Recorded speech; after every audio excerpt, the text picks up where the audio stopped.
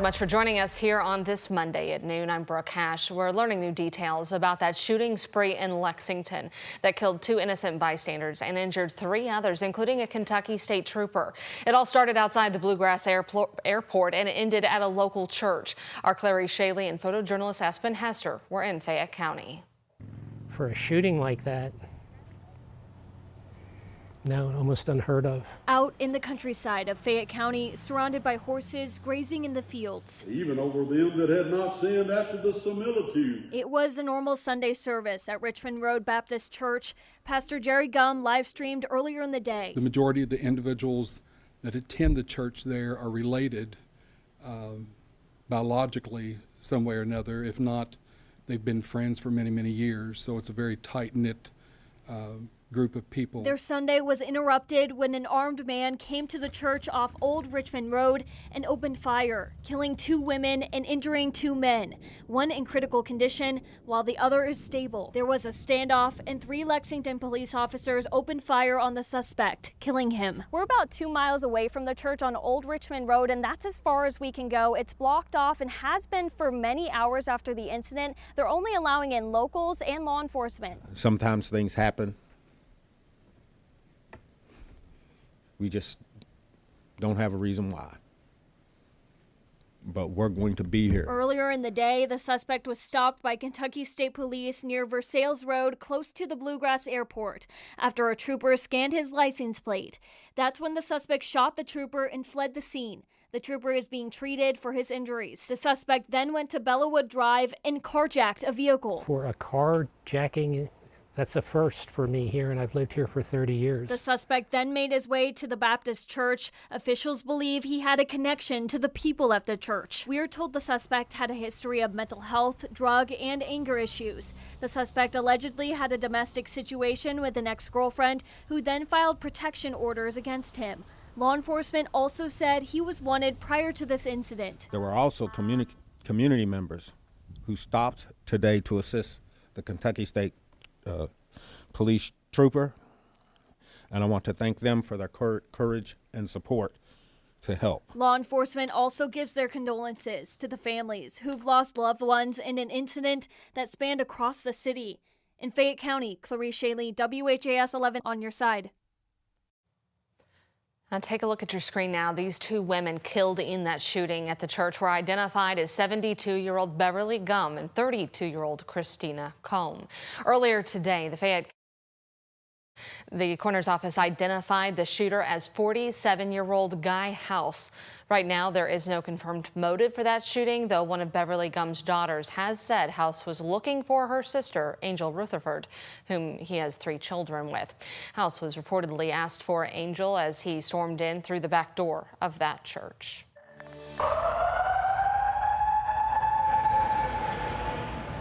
Well, that is the sound of the emergency alarms going off inside of the Kentucky Expo Center Sunday after reports of an active aggressor. Police saying those reports were unfounded. No shots ever fired. While all of this was playing out, thousands of people were at the Expo Center for a Run for Roses Classic, a basketball tournament. Organizers said an initial investigation found a mechanical issue triggered that alarm. No one pulled it, and that caused the initial rush out of the building.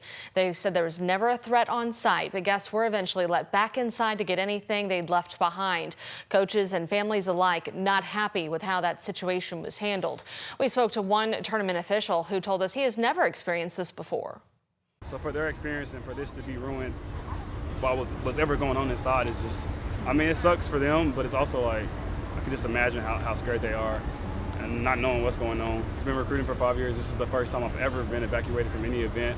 It's also one of the first events I've ever been to where there isn't like metal detectors. So that was a little different. I've never been to a recruiting event and there's not like some type of security when you walk into the event. That tournament Took place again and resumed this morning as a precaution. Full security measures, including wanding and bag checks, were in place at every entrance. Sunday's incident also caused a number of teams and families to pull their players from that tournament. Evansville women's head basketball coach Robin Schur is one of them, expressing her frustration on X, saying, "Thinking of everyone that was at Run today, our staff will not be returning on Monday. Players, it is okay not to finish that tournament. The lack of security measures that fit the size and scope of that tournament needs to change." We know of at least 3 other teams and one entire lineup of teams from the Nike EYBL that have also pulled out from that tournament. We will be keeping track of this today. Our Isaiah Kim Martinez, Matt, is on this, trying to get a number of city officials to talk, as well as people who are at that tournament right now who decided to come back for that next day. Yeah. So absolutely. aside from that, right now, looking at the forecast, just kind of a gloomy start to the day. I know. If I Right? had to pick a day out of the week for it to start off gloomy, I guess it would be Monday. Yeah. You know, I'd rather it be a gloomy Monday than a gloomy Friday. So here's how things look right now. Cloudy skies continuing for us so far this morning or this afternoon across downtown Louisville. Here's a live look across the Ohio River. You'll notice those clouds, a few small breaks here and there. You may notice just a few very small peaks of passing sunshine as we go into the afternoon time, but I am still expecting some more clouds and also a few scattered showers to develop as well, just as we head later on into our day. So currently temperatures are ranging into those lower 80s. We're feeling like the mid 80s with winds out of the west-southwest at 5 miles per hour.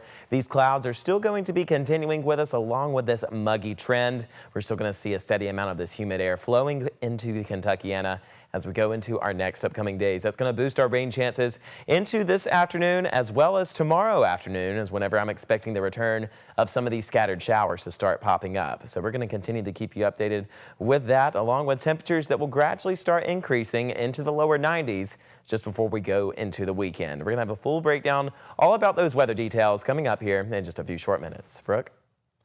All right, Matt, a man suspected in the killing of 2 women in Shively was found dead by suicide last night.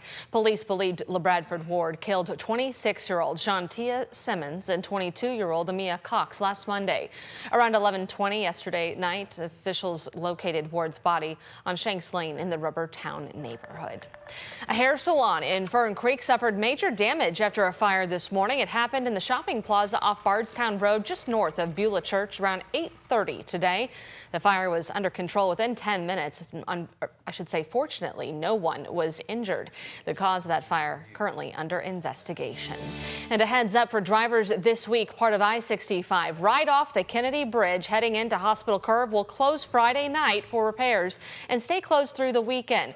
This is that same section of I-65 where multiple semi-trucks have crashed in recent months. The Kentucky Transportation Cabinet said crews will be replacing ball joints and adding a treatment to the road that should give that stretch some more traction for cars and trucks. Again, all lanes of 65 South will close during those repairs, so you'll have to take 64 or 71 coming off the Kennedy. The full closure starts at 8 p.m. Friday and goes through 5 a.m. Monday morning. After that, you can expect a lane closure here and there through Wednesday.